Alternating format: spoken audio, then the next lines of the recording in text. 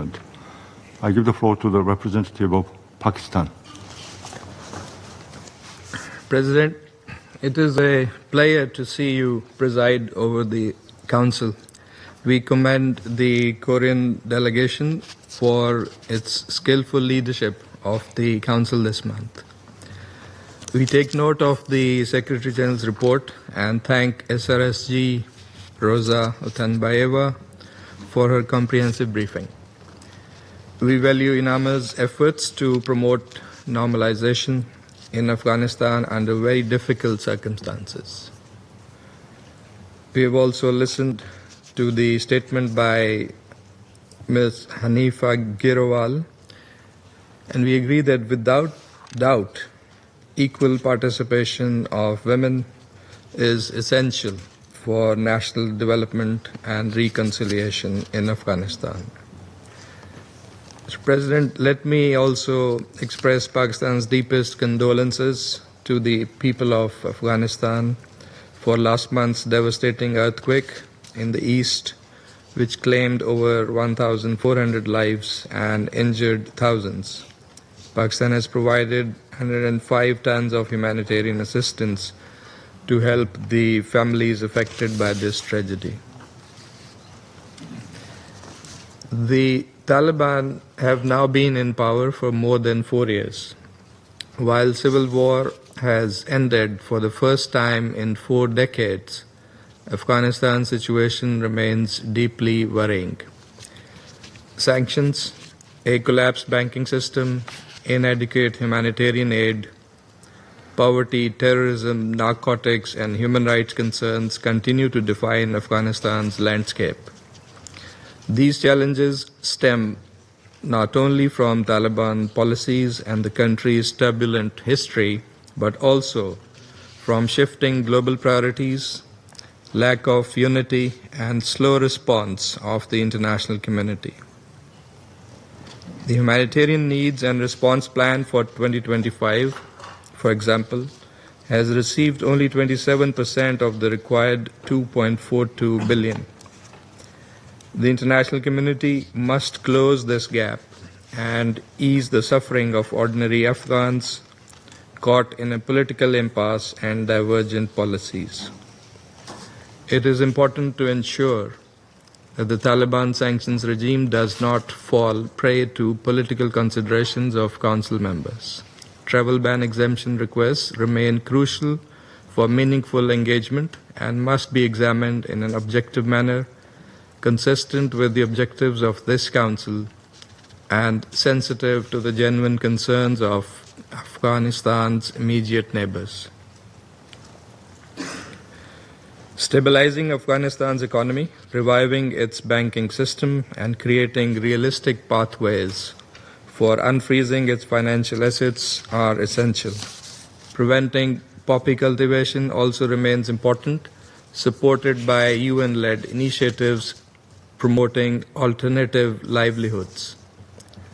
Despite security concerns, Pakistan has engaged the Afghan interim government at high level to enhance cooperation, security, trade, counter-narcotics efforts, and regional connectivity initiatives such as the Trans-Afghan Railway Project. We support the various regional forums to foster engagement. Deputy Prime Minister and Foreign Minister Senator Muhammad Ishaq Dar visited Kabul and participated in successful trilateral dialogues at foreign ministers level with Afghanistan, Uzbekistan, and China. Likewise, we had the quadrilateral meeting of special representatives for Afghanistan from Pakistan, China, Iran, and Russia in Dushanbe, where we agreed on result-oriented engagement with the Afghan interim authorities. Mr. President, Pakistan has consistently advocated sustained engagement with Afghanistan and was among the first to propose a roadmap for normalization. We look forward to the next steps of the UN-led Doha process and plan of action for its mosaic approach, which must address Afghanistan's multifaceted challenges in a balanced and comprehensive manner as was also recommended by the independent assessment report. President, for over 4 decades, Pakistan welcomed with open arms millions of Afghan refugees despite our limitations and inadequate international assistance. No country has single-handedly demonstrated that level of commitment in hosting refugees in such large numbers and for such long durations other than Pakistan. It was understood that these were not indefinite stays.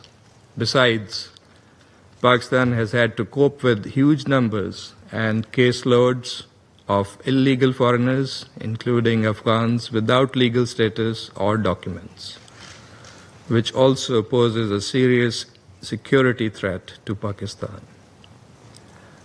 With conflict now having ended, many Afghans have been repatriated in a dignified, phased, and orderly manner.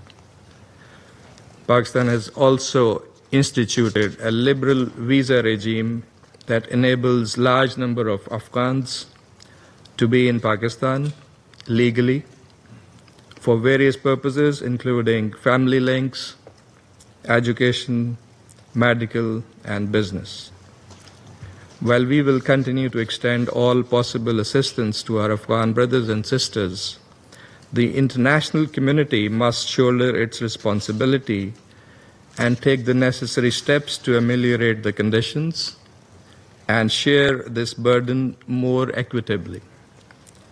International partners must fulfill their obligations also with regard to their commitments that are in fact long delayed and unkept, including for third country resettlement. Mr. President, the Taliban authorities must also fulfill their international obligations on counter-terrorism. Terrorism emanating from Afghanistan remains the gravest threat to Pakistan's national security. Terrorist entities, including ISIL-K, Al-Qaeda, TTP, ETIM, BLA, and the Majid Brigade, operate from Afghan sanctuaries, with more than 60 such terrorist camps serving as hubs for enabling cross-border infiltration and attacks. We have credible evidence of collaboration among these terrorist groups through joint training, illicit weapons trade, refuge to terrorists, and coordinated attacks, all aimed at targeting civilian and law enforcement agencies and disrupting and sabotaging infrastructure and development projects in Pakistan. We also need to zoom in on the interlinkages playing out on the digital landscape. Their propaganda networks, nearly 70 social media accounts traced to Afghan IP addresses, must also be curbed, and that requires full support and cooperation from social media platform providers with the governments.